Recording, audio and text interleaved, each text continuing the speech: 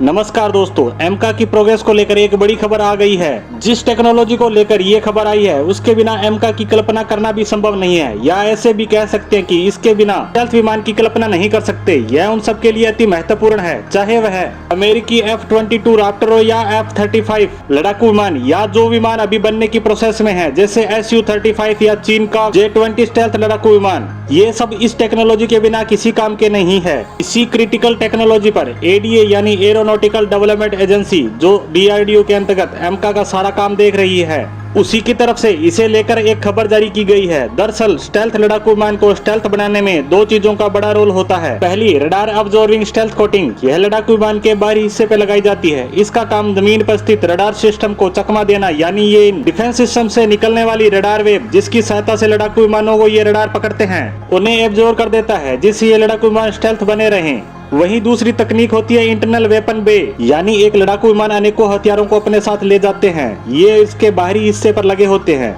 जबकि एक स्टेल्थ लड़ाकू विमान इस तरीके से हथियारों को नहीं ले जा सकता, क्योंकि इससे रडार का रिफ्लेक्शन होता है, जिससे इसकी स्टेल्थनेस खत्म हो जाती है और कोई भी रडार इसे आसानी से पकड़ सकता है। इसलिए इससे बचने के लिए बनाया जाता है इंटरनल वेपन बे। यह लड़ाकू विमान के नीचे के हिस्से में होता है, जहाँ सारे हथियार रखकर इसे बंद कर दिया जाता है। बंद होने के बाद इसका रिफ्लेक्शन नहीं होता और कोई भी रडार या सिक्योरिटी सिस्टम इसे पकड़ नहीं सकता। एक लड़ाकू विमान हमला करने वाली जगह पहुंचकर अपनी मिसाइलों को दागने के लिए इन गेटों को ओपन करता है। मिसाइल दागकर वापस इन्हें बंद कर लेते हैं। इसी कारण कोई भी स्टेल्थ लड़ाकू विमान किसी भी देश में घुसकर हमले को अंजाम देकर वापस लौट आते हैं और दुश्मन को पता भी नहीं चलता कि हमला किस तरफ से और किस हथियार से हुआ है। इसीलिए यह एक बेहतरीन टेक्नोलॉजी है और एमका की भी इसी को लेकर खबर आई है। BEL के साथ ADA ने एक बड़े MOU को साइन किया है। इस MOU की बात करें तो बताया जा रहा है कि इसके तहत दोनों संस्थाएं इंटरनल वेपन वे के डिजाइन, डेवलपमेंट, क्वालिफिकेशन और प्रोडक्शन पर काम करेगी। अब बात करें कि एमका में कितने इंटरनल वेपन बे होंगे, तो यह जितने अधिक होते हैं उतने ज्यादा हथियार लड़ाकू विमान अपने साथ ले जाने में सक्षम होता है। अमेरिकी F-22 राप्टर की बात करें या चीन के J-20 की, ये दोनों ही डबल इंजन विमान है और इन दोनों में ही 3 वेपन बे हैं। तो हमारा एमका लड़ाकू विमान भी डबल इंजन होगा,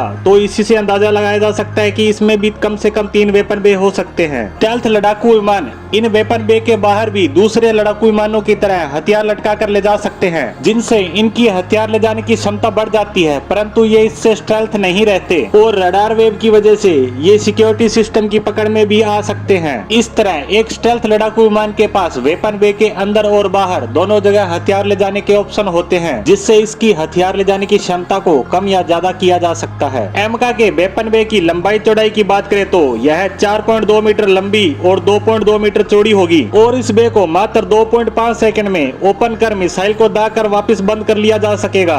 एमका पर हमारी आज की इस रिपोर्ट से पता चलता है कि इसकी प्रोग्रेस लगातार जारी है और यह तय समय पर बनकर तैयार हो जाएगा। इसी के साथ हमारी आज की पोस्ट को विराम देते हैं। धन्यवाद।